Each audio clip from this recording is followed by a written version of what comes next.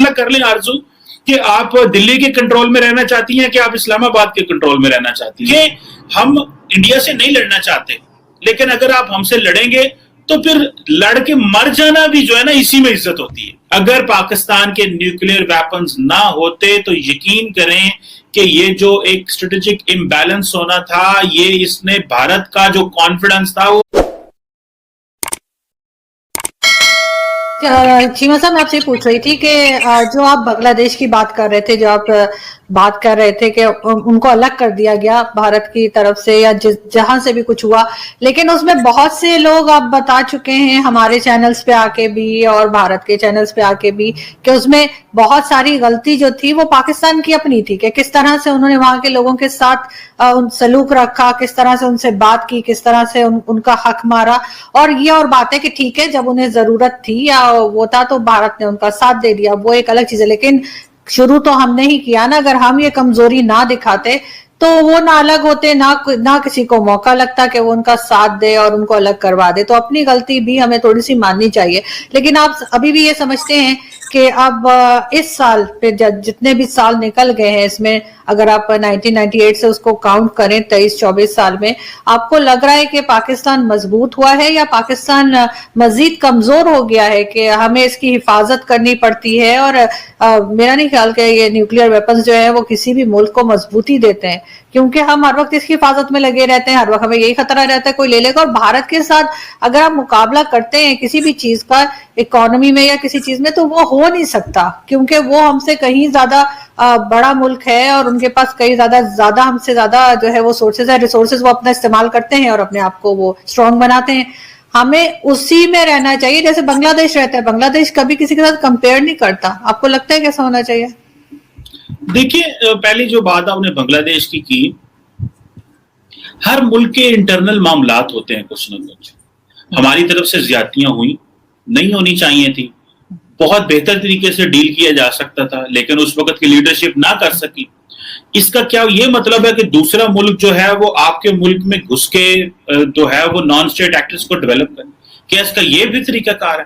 کیا آپ کسی کو اسلحہ بیچیں, کسی کو ٹریننگ دیں, اس کا یہ مطلب ہوتا ہے؟ آج اگر بھارت میں ریڈ کوریڈور ہے, وہاں پہ سارے کے سارے جو نیکزلائٹس ہیں وہ ان کو پاکستان اسلحہ دینا شروع کر دے, بیچ میں جو ہے وہ ملٹری سپورٹ بھیجے, تو کیا یہ مناسب رہے گا؟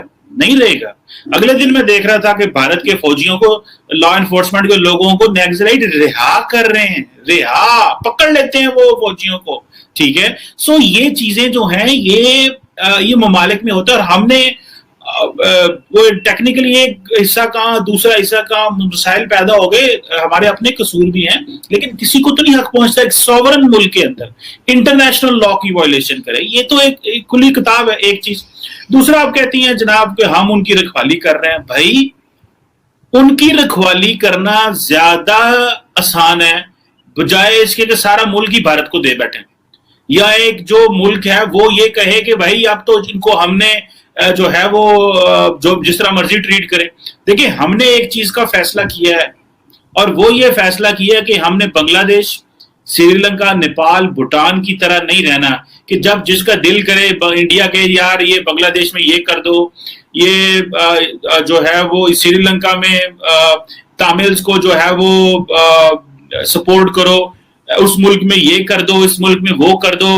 اور ابھی تو وہ یہ کہتے ہیں, آپ نے سنا ہوگا انڈینز آن بورڈ ہے بی جے پی کے لوگ کے, یہ جو پورا خطہ ہے اس میں ہمارا اثر و رسوخ ہونا چاہیے, پولیٹیکلی ہم کنٹرول چاہتے ہیں اس خطے کا, ہم بارڈر بدلنا نہیں چاہتے لیکن ہم پولیٹیکلی کنٹرول چاہتے ہیں. تو اگر آپ فیصلہ کر لیں آرزو کہ آپ دلی کے کنٹرول میں رہنا چاہتی ہیں کہ آپ اسلام آباد کے کنٹرول میں رہنا چاہتی ہیں, یہ پاکستان کی عوام نے فیصلہ کیا کہ ہم نے اسلام آباد کے کنٹرول میں رہنا ہے, ہم نے دلی کے کنٹرول میں نہیں رہنا.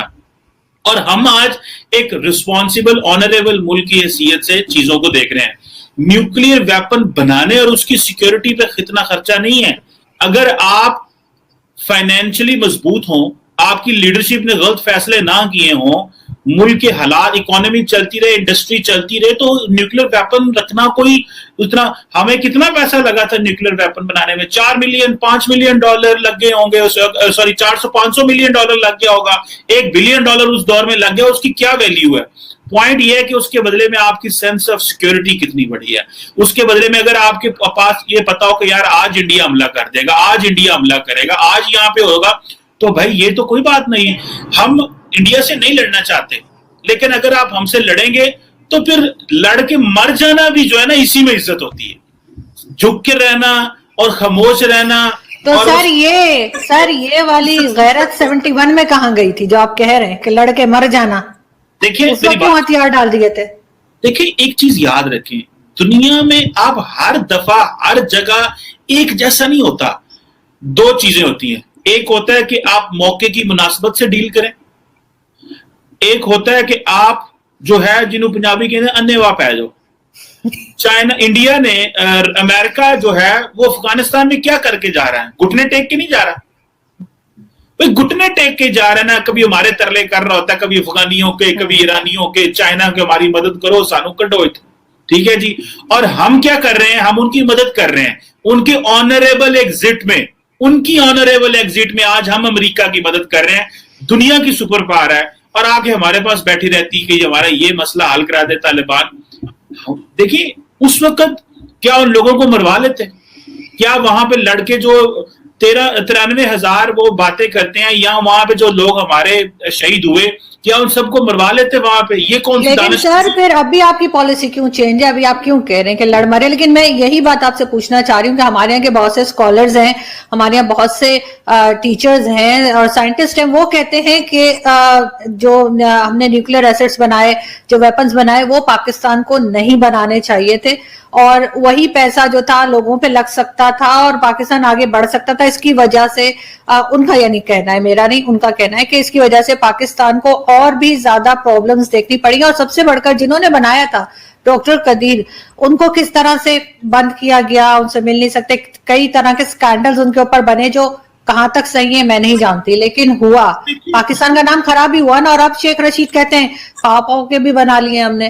تو یہ چیز صرف دشمنی بڑھا رہی ہے نا, دشمنی کو کم نہیں کر رہا.